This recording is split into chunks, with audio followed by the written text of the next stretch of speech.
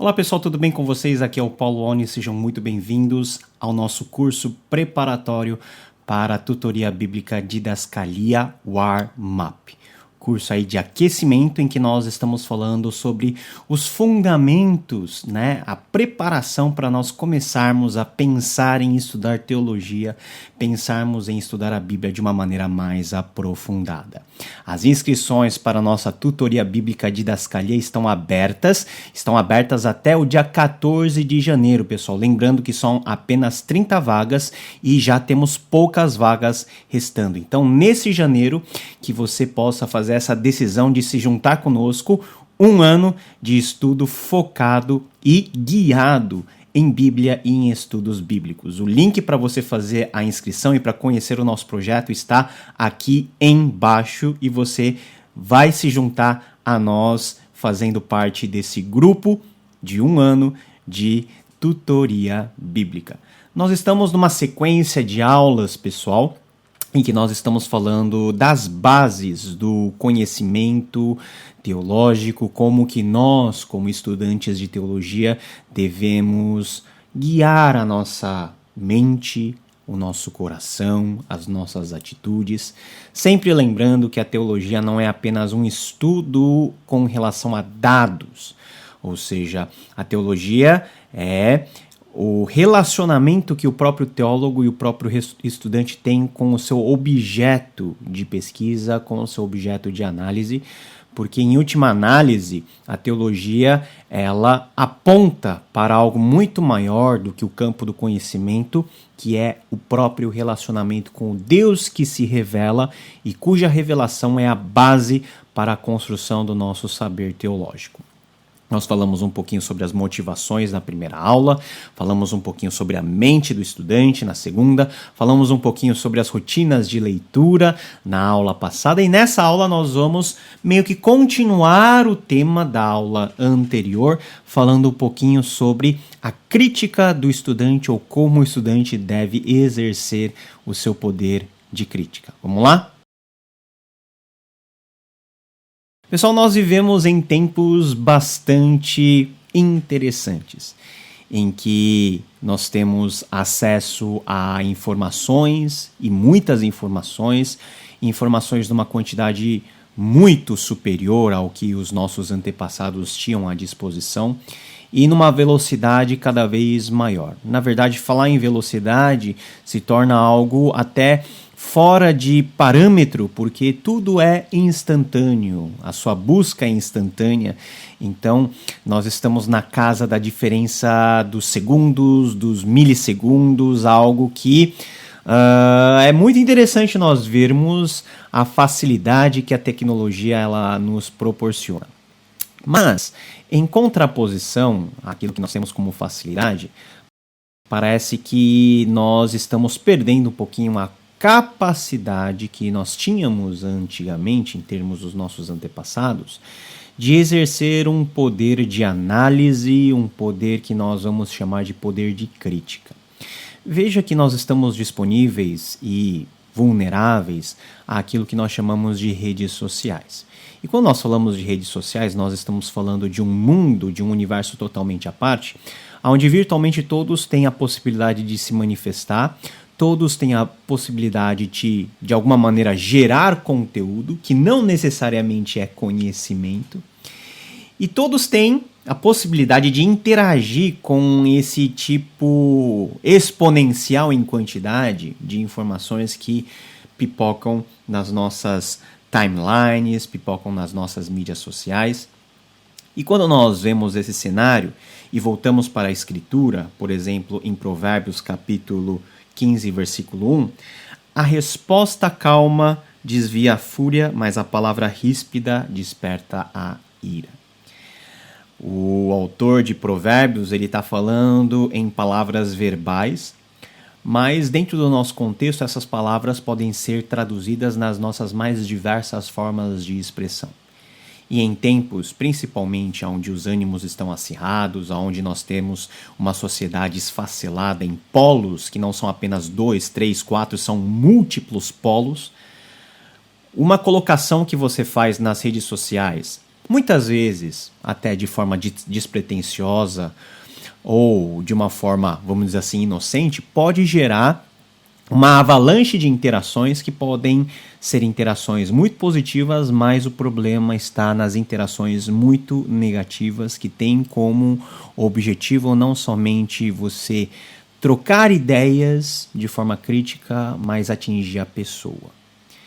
Então, falar em uma mente crítica e como nós, como estudantes de teologia, exercemos essa crítica é algo fundamental, porque está relacionado com não somente a forma de nós interagirmos com os dados, mas com a nossa virtude, com o nosso ethos cristão, que está muito mais voltado para o primeiro verso do que para o segundo. Nós temos um paralelismo antitético, né? A resposta calma desvia a fúria. Veja só, resposta calma.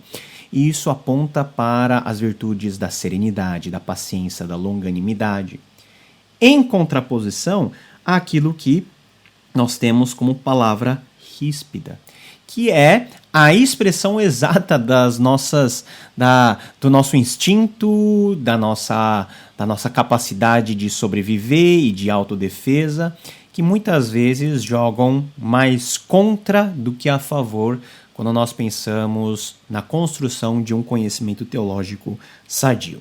Quando nós vamos entrar, então, nessa seara de como nós podemos fazer uma crítica, como nós podemos exercer uma vida crítica pautado nas virtudes cardeais do Evangelho, nós precisamos conhecer primeiro o que significa essa tal ideia de crítica, porque essa ideia de crítica está muito estereotipada numa forma apenas negativa ou destrutiva de nós nos relacionarmos com alguém, quando que no contexto primário, essencial e acadêmico, a crítica é a arte, a capacidade e a habilidade de julgar, criticar e exercer um juízo crítico em relação a alguma coisa ou em relação a alguém. Então, nós estamos falando da atividade de examinar, avaliar minuciosamente uma produção artística, literária ou científica, bem como costumes e comportamentos. A grande crise que nós estamos vivendo é que nós queremos fazer o julgamento, a crítica e o juízo crítico sem o exame e a avaliação minuciosa dos dados que nós temos à disposição. Basta um tweet, basta um post para que eu me sinta no dever de me manifestar, sem muitas vezes saber a motivação por trás daquela produção, vamos dizer assim, e com uma finalidade, muitas vezes, que é uma finalidade escusa, ou seja, de eu me autopromover à custa de polemizações desnecessárias. E isso nós não podemos chamar simplesmente de um exercício de crítica acadêmica normal. Quando aquilo que nós produzimos como crítica ou como resposta à produção teológica de alguma pessoa ou a posicionamentos de outras, devem partir de um processo de maturação de informações que me dão subsídios suficientes para que eu possa, de forma racional, lógica, estabelecer contrapontos, não baseados apenas naquilo que eu penso, mas baseado naquilo que nós temos como evidência em fatos, em materiais, em livros, em conhecimento, e nós vamos chegar nesse nível de discussão em instantes. Mas a crítica, em termos gerais, é essa habilidade de não ser apenas como uma esponja, no sentido de sugar todas as coisas, mas praticar aquilo que a Bíblia nos ensina, que é reter o que é bom e colocar para fora aquilo que é ruim. Ora, da onde que vem o juízo de analisar aquilo que é bom, aquilo que é ruim? Vem da nossa capacidade, habilidade cada vez mais crescente de nós discernirmos aquilo que é bom, ruim, ou muitas vezes não tão concentrado nesses polos, mas aquilo que não é adequado, ou aquilo que não é completo, com base em toda uma forma de pensar e com base em todas as evidências que nós temos disponíveis. Então, diferente do senso comum do uso da palavra, a crítica não é o escrutínio negativo, mas sim uma tentativa sempre em construção de uma interação com o objeto da crítica. Ou seja, não é apenas eu falar mal porque eu não gosto, mas é tentar encontrar formas de me comunicar com aquilo que a princípio eu não entendi, ou que tem lacunas, ou que a ideia não está completa, e eu contribuir no sentido de tornar aquele objeto mais completo, seja concordando, seja discordando, ou seja, apontando para novas alternativas e novas perspectivas. Essa é a maneira sadia de nós praticarmos o estudo, nós vivermos dentro da academia, porque a academia, os estudos teológicos, são um constante embate de ideias. E se nós fazemos esse embate de ideias de maneira pessoalizada ou de maneira muito, vamos dizer assim, livre, leve e solta, nós vamos ter problemas e problemas relacionados à nossa própria credibilidade e à credibilidade daquilo que nós afirmamos como o correto. Pode não ser o correto. Por quê? Não por causa da proposição, mas por causa de uma cadeia de lógica que leva você a emitir determinados posicionamentos. Então a crítica, pessoal, é parte fundamental da vida acadêmica. A perspectiva de uma pessoa sobre um determinado assunto, ela não é a verdade absoluta, e por não ser a verdade absoluta, ela pode ser colocada à mesa para que os seus pares, outras pessoas, possam escrutinar, com a finalidade de que, por meio de todo esse processo, nós possamos dar um passo a mais em direção àquilo que é certo, correto, mais adequado, uma faceta mais nítida da realidade e mais próxima, quiçá, da verdade também. Um dos combustíveis mais importantes das mídias sociais, então, é a capacidade de gerar e propagar polêmicas. Mas esse não é o todo negativo ou todo ruim das mídias sociais. Porque o homem, o ser humano, é polêmico na sua natureza. Mas as polêmicas se alimentam de vozes críticas sensatas, por um lado, mas também de ruídos de críticas simplórias baseadas mais no fígado do que no cérebro. Esse é o grande problema. É que quando nós exercemos a nossa participação nas mídias sociais, nós pensamos mais com o fígado do que com o cérebro. Ou seja, nós exercemos mais uma expressão que reflete a nossa emoção, a reação, o instinto, do que a serenidade de você maturar aquilo que você tem em contato e, baseado em evidências, baseado num próprio processo de conhecimento crescente, você, se for necessário, emitir algum tipo de opinião. E o que é duro nessa realidade é que as redes sociais não são livros. Livros, eles são escritos para ampliar as questões, as discussões, oferecem subsídios nas notas de rodapé, nas fontes bibliográficas, mas nas redes sociais nós só temos o resultado final de clichês que, quando confrontados com a realidade, podem não significar absolutamente nada. Então, o ponto crítico aqui é que, com o celular em mãos, todos se acham no dever de emitir um juízo particular que muitas pessoas chamam de crítica. Mas a grande questão é que, para aqueles que almejam ser estudiosos, para aqueles que almejam exercer de forma correta essa crítica, aquilo que se faz comumente nas redes sociais não pode ser considerado sequer um exercício, muitas vezes lógico, tampouco acadêmico. O que torna a polêmica um espaço para a instrução é a forma como a crítica é feita. Mas dentro dos moldes imediatistas das nossas redes sociais, a crítica rasa e muitas vezes passional só alimenta o problema e pouco aponta para eventuais soluções. Então é aquele senso mais vulgar da crítica. Você critica apontando o errado, mas nunca apontando a solução. Ou seja, você está mais disposto em jogar pedras do que em juntar pedras para construir um muro.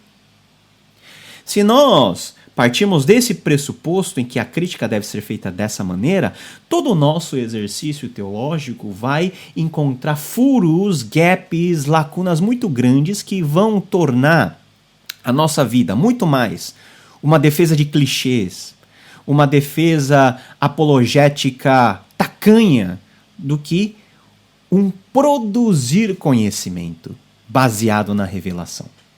Porque a ciência e os estudos teológicos estão voltados não somente na análise daquilo que é o nosso texto primário, que são as Escrituras, mas como nós podemos construir conhecimento para que esse conhecimento volte como bênção para a nossa comunidade, para a nossa igreja. Então, essa introdução grande que eu fiz é mais uma introdução para que nós possamos, de alguma maneira, questionar e buscarmos não nos amoldar nessa forma de interação, que são formas que são parte do nosso mundo, mas que não podem ser consideradas como expressão de uma vida acadêmica saudável e produtiva.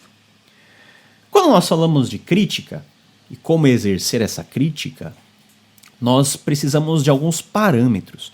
Por exemplo, como que eu vou comparar duas cores, duas canetas, no seu uso, na sua aplicabilidade, nas suas diferenças? Então eu preciso de um parâmetro para comparar um com o outro. Nós nunca podemos fazer uma crítica só com base em mero achismo. Nós precisamos de referenciais que nos dão a resposta, um gabarito, para que, à luz dessa realidade que nós consideramos a ideal, nós possamos olhar para o objeto da nossa análise e encontrar nelas eventuais lacunas, pontos a melhorar, qualidades, etc. Então a crítica pressupõe referências com base nas quais será feita a análise minuciosa do objeto que nós estamos em questão. Aliás, o objeto é a própria revelação da palavra de Deus. O objeto pode ser as interpretações que os grandes teólogos deram ao longo dos tempos e dos anos com relação à palavra de Deus, ou a qualquer tipo de produção científica, acadêmica, artística. Mas focado em teologia, os parâmetros que nós temos são parâmetros conhecidos.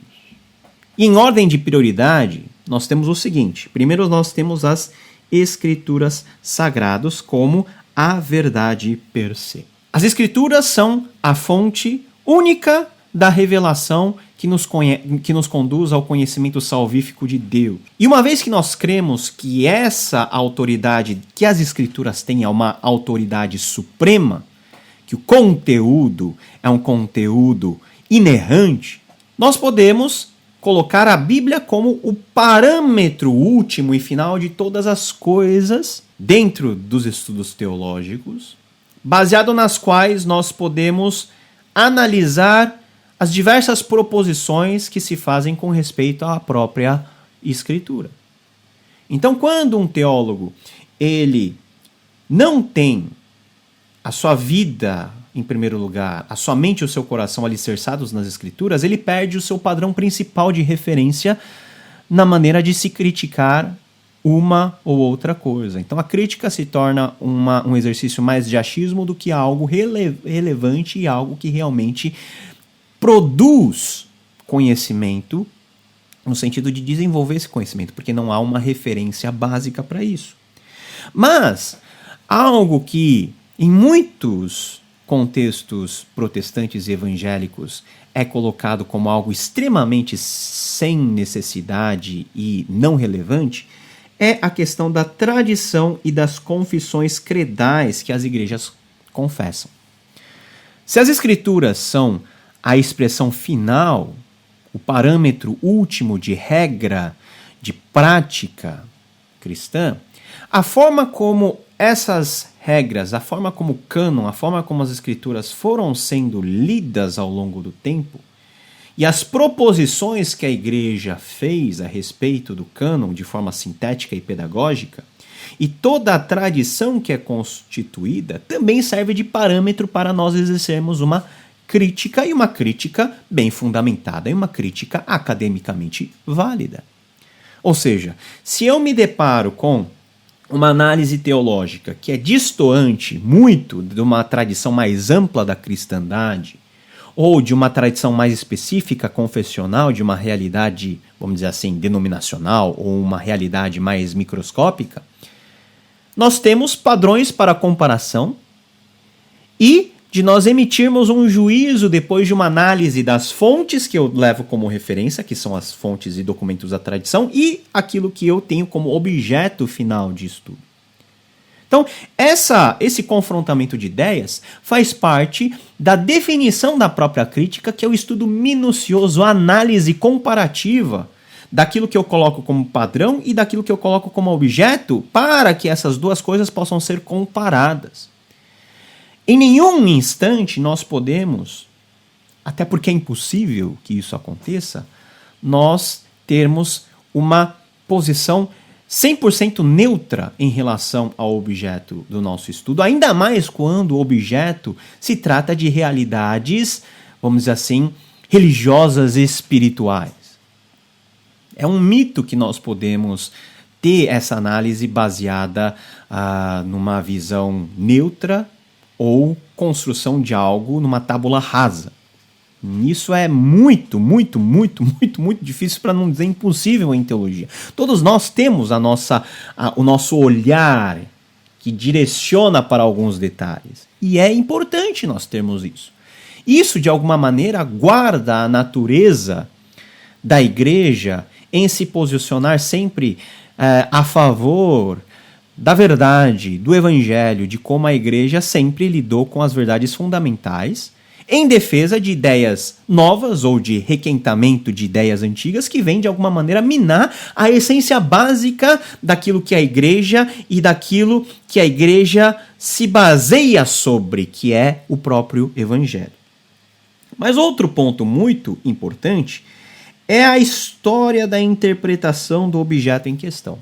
Ou seja, a crítica que eu estou fazendo a um determinado ponto teológico, a uma determinada leitura, eu pego um livro e vejo se aquilo que o autor está pensando é algo legal ou algo que falta em termos de estruturação teórica ou em termos de aprimoramento na forma de se apresentar. Ela não nasce do nada, ela não é uma invenção. Ela é fruto de toda uma sequência histórica, diacrônica, sincrônica, toda a forma como a igreja, ela desde o começo pensa a realidade teológica e como isso vem e reverbera em nossos tempos, em nossos corações. Então você pega, por exemplo, um texto de Mateus capítulo 5, Sermão do Monte, as Bem-aventuranças. Você lê aquilo e você acha que você chegou em algumas conclusões, mas essas conclusões já são presentes desde o começo da história do cristianismo, há 2000 anos atrás, quando os apóstolos desenvolveram, depois veio a patrística, depois veio a escolástica, depois veio todos os reformadores, enfim, não há novidade pura e simples nesse sentido. Então, o estudo dessa história da interpretação, de como algo na teologia veio a ser desenvolvido, é muito importante para que você não ache, em primeiro lugar, que você inventou a roda, e em segundo lugar, para que você veja padrões que de maneira constante, presente na igreja, vieram e perduram até hoje. Esses padrões também servem de referência para a nossa análise crítica. Nós temos também o estado da arte da questão.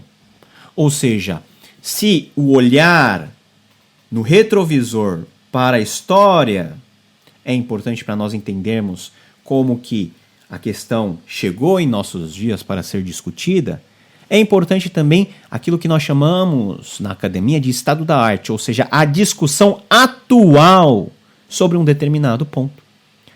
Ou seja, vamos pegar um determinado tópico da teologia. a teologia joanina.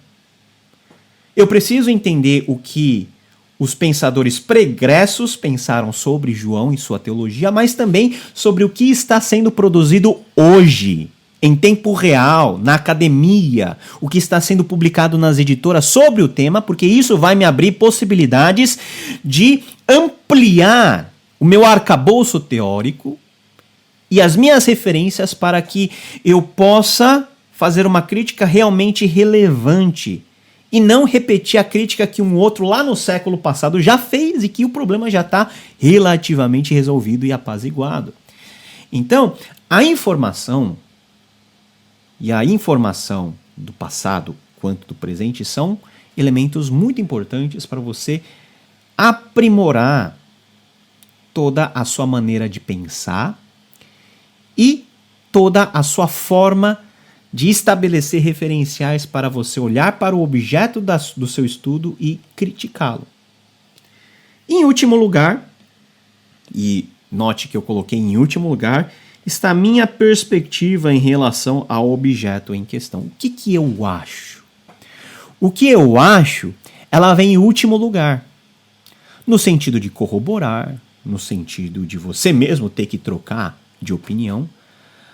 Mas o grande problema é quando nós colocamos essa última questão, da minha opinião, em cima de tudo.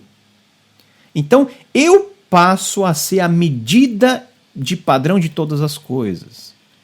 E isso é um caminho muito perigoso e não é um caminho acadêmico. Então, quando você lê um livro, você não pode simplesmente ir pelo seu achismo. Eu acho que o autor aqui, ele pisou na bola. Sem ter nenhum subsídio que tenha baseado essa decisão. Ou seja, você simplesmente diz assim, tá errado porque eu não gosto do autor, tá errado porque a tipografia não tá uma tipografia agradável, tá errado porque o livro é muito curto, tá errado por A, tá errado por B. Então, principalmente para você que está aí lendo muita coisa e não sabendo o que reter, o poder de reter o que é bom e deixar passar aquilo que é ruim é aquilo que nós chamamos de crítica. E a crítica, ela é baseada em parâmetros que eu tentei resumir nesse slide, mas que tem uma ordem clara quando o assunto é particularmente estudar teologia. Agora, pessoal, a crítica, ela não nasce do nada. Principalmente a crítica que o teólogo faz, e principalmente a crítica que um teólogo crente em Jesus, cheio do Espírito Santo, ele faz, é decorrência de todos os fatores que nós analisamos até o presente momento. Tem como origem no coração, aonde nós temos a ação do Espírito Santo, aonde se desabrocha todo o desenrolar da redenção que nós temos em Cristo Jesus. E esse coração, ele nos leva a termos o quê? As motivações corretas para nós estudarmos teologia, para nós nos aprofundarmos. Não num sentido de eu demonstrar para outros que eu conheço muita coisa, mas para que eu possa conhecer a Deus mais e amá-lo mais, e amar a sua igreja mais. Motivações que levam ao desenvolvimento sobre a mente. Ou seja, essa mente, a sede de todo o nosso processo cognitivo, também tem que passar por esse mesmo processo de redenção, pela renovação do nosso entendimento, para que possamos olhar para a teologia e podermos engrenar junto na nossa maneira de pensar, com o ritmo que a própria Escritura nos impõe e com o espírito que a própria teologia ela nos revela. Com o coração centrado, renovado nas motivações certas e com a nossa mente disposta de forma renovada, é aí que nós temos a possibilidade de exercer a crítica, que vai ser uma crítica sempre feita, primeiro, com linguajar, com uma forma que emula e que expressa as virtudes daquele que é considerado homem e mulher de Deus. Nunca uma crítica voltada à destruição de pessoas ou de reputações, mas a crítica que nasce primeiro do seu amor a Deus e da palavra de Deus, a crítica que vem numa tentativa de edificar outras pessoas e muitas vezes corrigindo rotas meio obtusas, confrontando ideias, mas tudo isso sendo feito de uma forma piedosa. Note que nós não vivemos num contexto e num cenário de crítica piedosa. Porque a piedade envolve relacionamento, a piedade envolve contato, a piedade envolve olharmos nos olhos das pessoas. E nesse mundo tão impessoal que nós vivemos, onde nós temos que caçar e adivinhar pensamentos das pessoas lendo 140 caracteres ou lendo um blog, essa questão da crítica piedosa, de uma crítica feita de maneira cristã, revelando os valores de Cristo, ela acaba dando lugar a críticas violentas que de alguma maneira ferem o ethos cristão. E eu não estou dizendo com isso que não haja lugar para críticas mais contundentes, contanto que essas críticas elas sejam bem fundamentadas e com os parâmetros certos e com as motivações corretas. Mas cá entre nós, buscar tudo isso no mundo selvagem das mídias sociais é algo muito difícil e que poucos fazem com habilidade e sabedoria.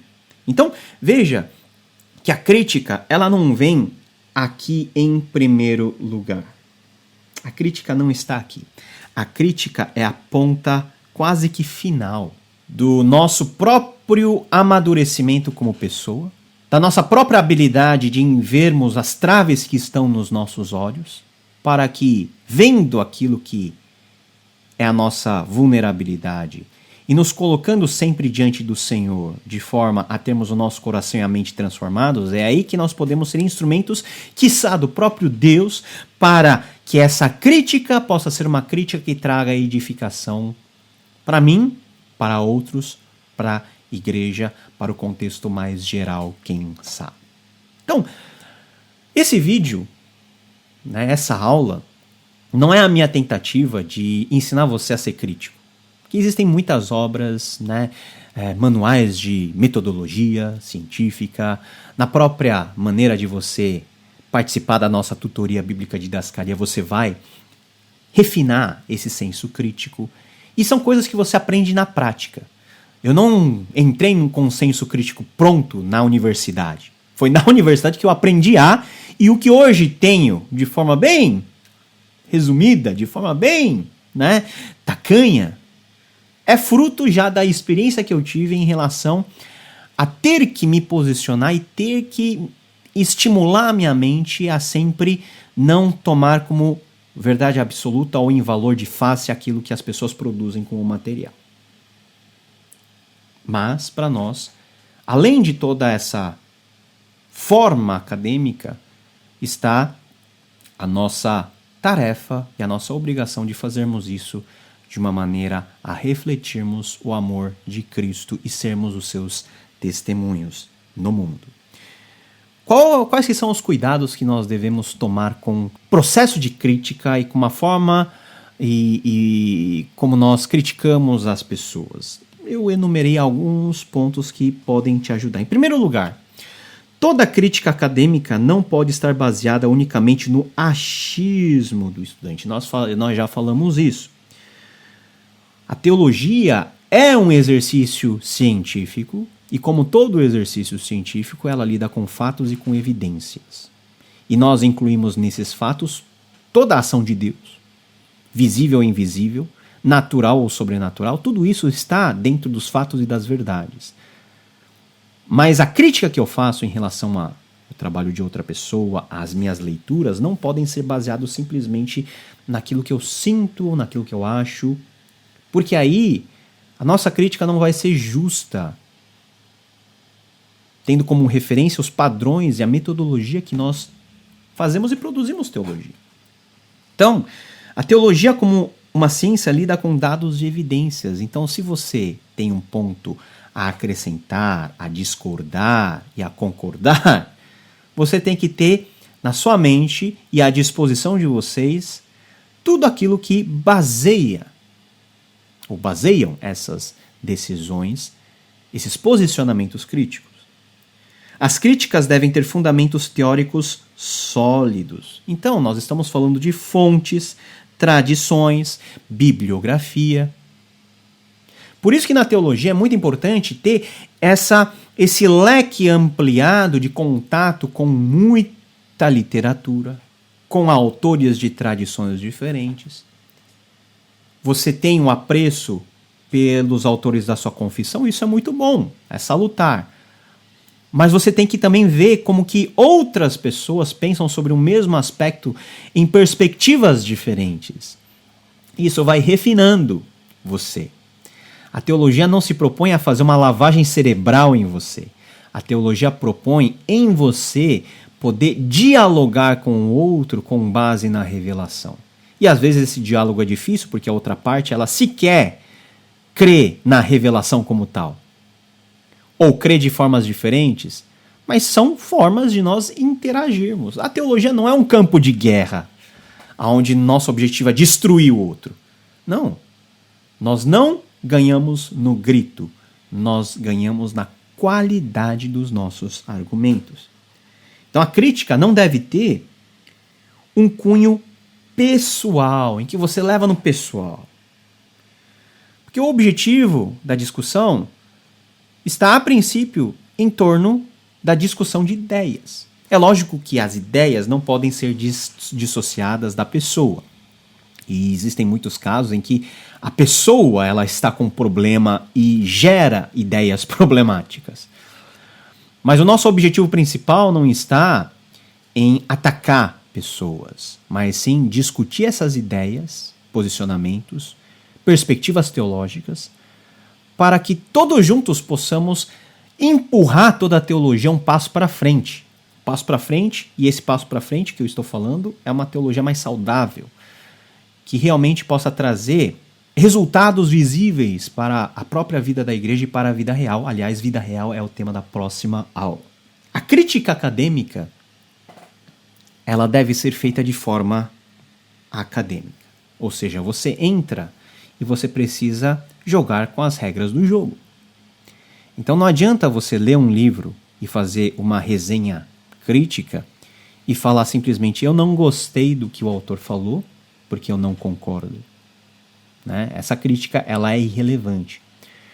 Ou você falar não pode, eu não concordo com isso porque a minha tradição diz que é errado. Ok, a sua tradição é uma referência, mas e todas as outras? O exercício acadêmico é um exercício que, por um lado, você está concentrado em um objeto, mas você traz todas as perspectivas e diferentes formas de pensar para que haja uma conversa entre todas elas, a fim de se chegar a um denominador comum, ou, se não for possível, a um caminho mais razoável. E a crítica acadêmica não é brincadeira em rede social, mas uma tentativa sempre progressiva, ou seja, para frente, de elevar o conhecimento e trazer contribuições relevantes para o estudo de um determinado tema, um tema teológico. Veja, um dos casos icônicos que nós podemos elencar como uma forma sadia de crítica foi a interação que houve há alguns anos atrás, no começo desse século, né, entre dois tipos de pensamento em relação a um mesmo tema e duas pessoas. Ou seja, a justificação, como um tema central do cristianismo, foi analisado de diferentes perspectivas. Por um lado, nós tivemos o N.T. Wright, de uma tradição anglicana, de uma tradição, vamos dizer assim, mais aberta do que muitas confissões, que estabelece um padrão de leitura e de perspectiva sobre a justificação que excede a visão de justificação jurídica né, de justificação imputada da tradição reformada mais calvinista, não capitaneada, mas como tendo um dos seus representantes, por exemplo, o John Piper. O que houve? O N.T. Wright escreveu as suas posições em relação à sua própria perspectiva e à sua visão sobre a justificação. E o John Piper, ele escreveu um livro em resposta a N.T. Wright. Veja que o livro do N.T. Wright foi traduzido como Justificação, Plano de Deus e a Visão de Paulo. Então, ataca justamente o âmago da questão, oferecendo perspectivas diferentes à perspectiva tradicional luterana, de uma análise da justificação apenas no âmbito jurídico, e o N.T. Wright defende que essa não é nem a visão predominante dentro do contexto do judaísmo do Segundo Templo contemporâneo a Paulo. O John Piper, ele vai escrever um livro em resposta falando e defendendo a sua posição, uma posição calvinista, uma posição que reflete a teologia luterana, mas como eles fizeram essa integração, essa interação, foi algo muito importante, que é muito comum nós vermos acontecer nos grandes centros acadêmicos, principalmente para cima dos trópicos, e que muito pouco se pratica aqui, no nosso contexto, porque, na verdade, nós temos poucas pessoas que têm a capacidade de exercer um verdadeiro diálogo de crítica acadêmica. Livro se critica na mesma medida produzindo-se um livro que responde às questões levantadas por outro. E o interessante é que o John Piper, ele mandou os manuscritos do livro O Futuro da Justificação, uma crítica a N.T. Wright, para o próprio N.T. Wright, para que ele analisasse.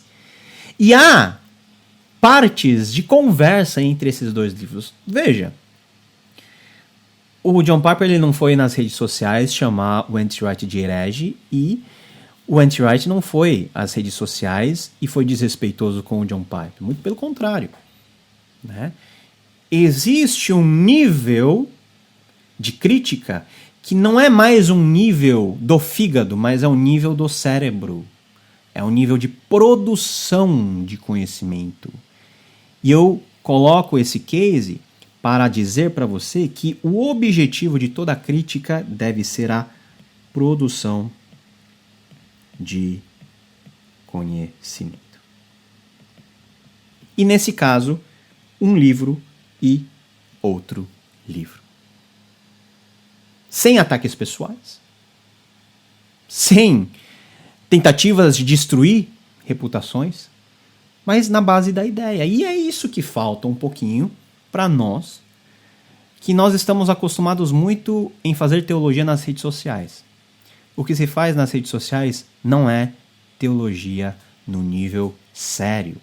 São expressões de opiniões próprias, que podem ser colocados no escrutínio da crítica, mas elas não chegam à altura de um trabalho crítico sério, onde evidências são colocadas na mesa, onde fontes são trazidas e onde interpretações são colocadas em escrutínio.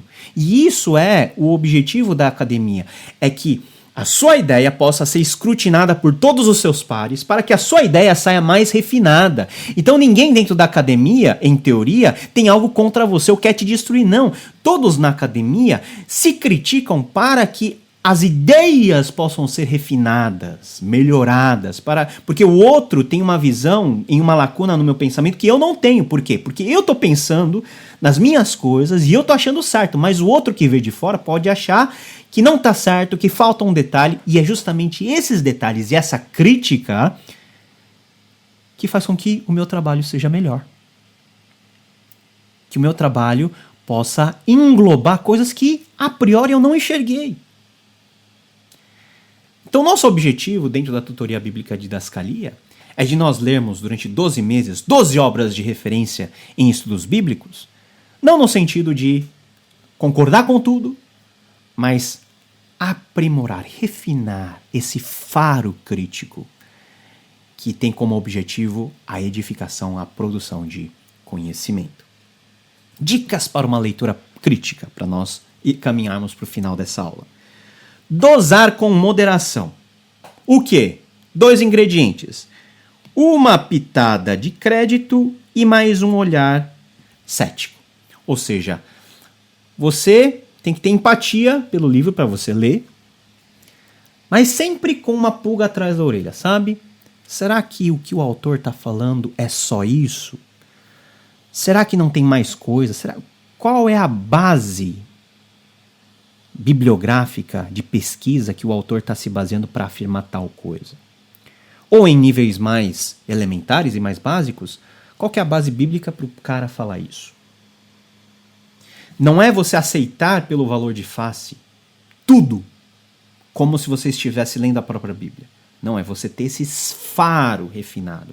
E esse refino desse faro vem por todas aquelas referências que nós falamos anteriormente, as escrituras, a tradição, a confessionalidade, enfim, tudo isso.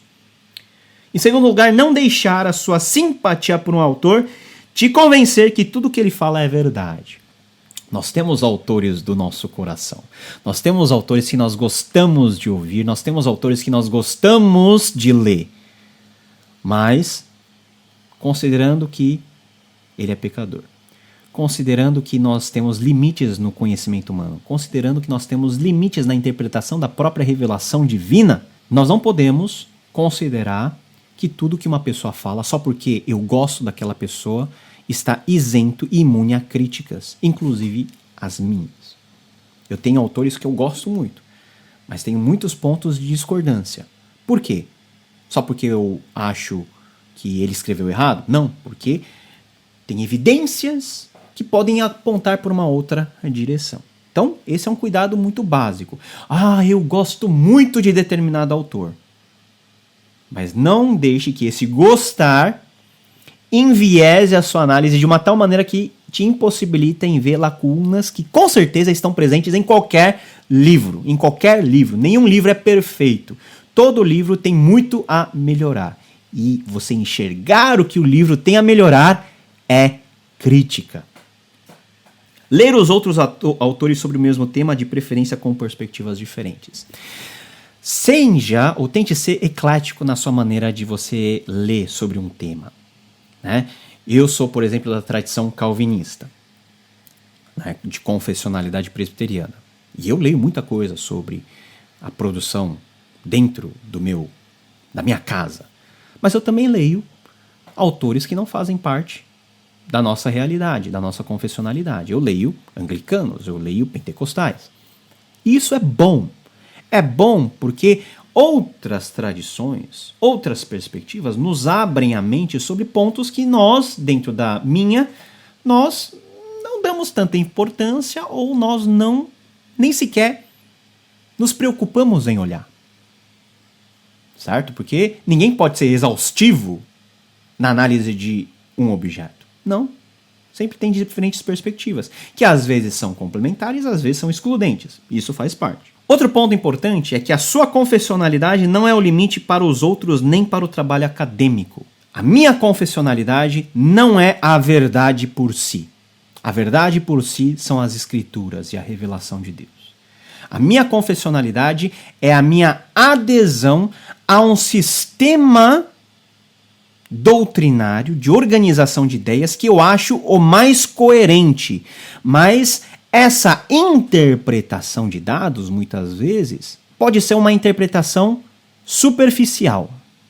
Pode ser uma interpretação parcial, que precisa de ajustes conforme o tempo. E o trabalho acadêmico e a forma de você ler academicamente um texto, ela não está restrita à sua confissão. Por isso que ler vários autores é importante. Por isso que você ter essa flexibilidade, não em termos credais, mas em termos de você estar disposto a conversar e a dialogar com outras perspectivas é muito importante. A minha confissão, ela serve como padrão e como referência, mas ela não é a única. Buscar fazer uma leitura ativa, interagindo com o conteúdo e buscando a sua própria forma de contribuir, é o que nós vimos na aula passada. E olha só, aqui que nós temos o resultado em termos de virtude.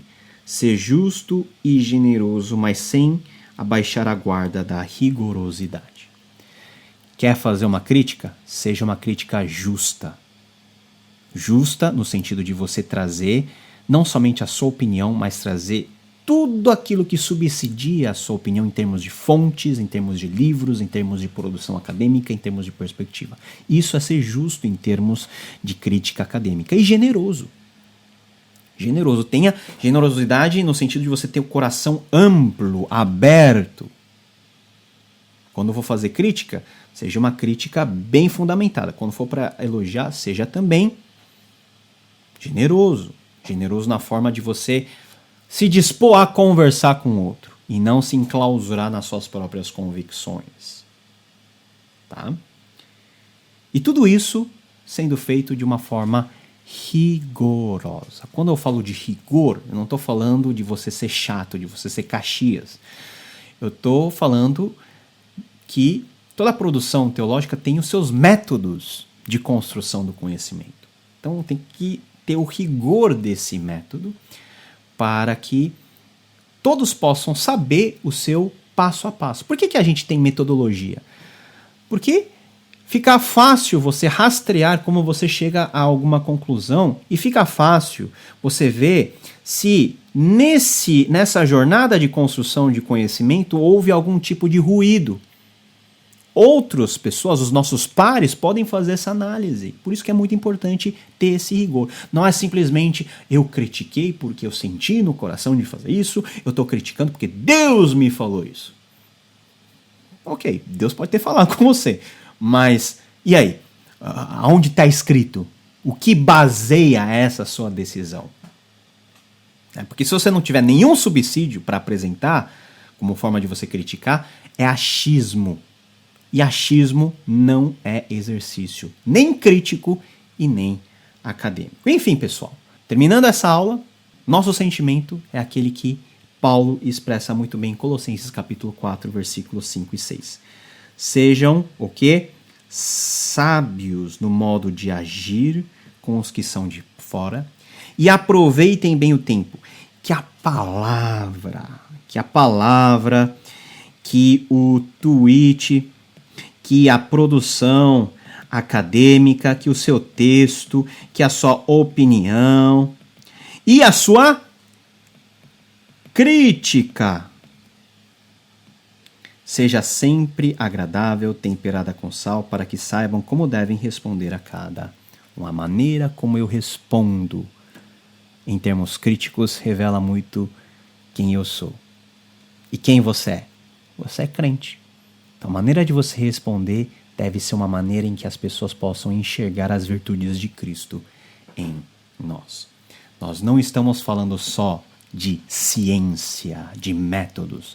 Nós estamos falando de uma vida aos pés de Jesus diante de Deus, onde nós exercitamos todas as virtudes que o Evangelho nos apresenta para que possamos contribuir para que a nossa visão sobre as Escrituras seja melhor, cada vez melhor, numa reta de progressão daquilo que hoje nós conhecemos em parte, mas que quando chegar o tempo e quando vir a nova criação, nós veremos na sua plenitude. Quando vier tudo em plenitude, não vai precisar mais de crítica, mas até chegarmos lá, que a nossa crítica seja bem temperada e que seja uma crítica que edifique os outros. Ficamos por aqui.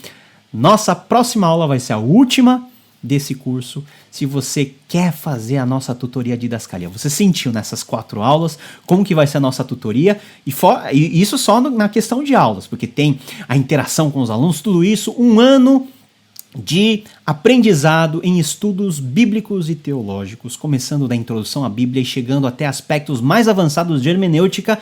Você quer aprender? Quer estar junto comigo? Inscrições até o dia 14 de janeiro, apenas 30 vagas, faltam poucas vagas, link aqui embaixo, você pode pagar em até 12 vezes no cartão de crédito, fica mais leve e você pode ter a oportunidade de usufruir não somente de tudo que a gente está oferecendo, mas também de toda a nossa plataforma de forma incluída, sem contar dos brindes e dos mimos que nós vamos enviar para todos os nossos alunos. Então é isso, pessoal. Nos vemos na nossa última aula, a aula de número 5, quando nós vamos falar da vida real do estudante. Se prepara, porque vai ter coisa aí bastante desafiadora para você.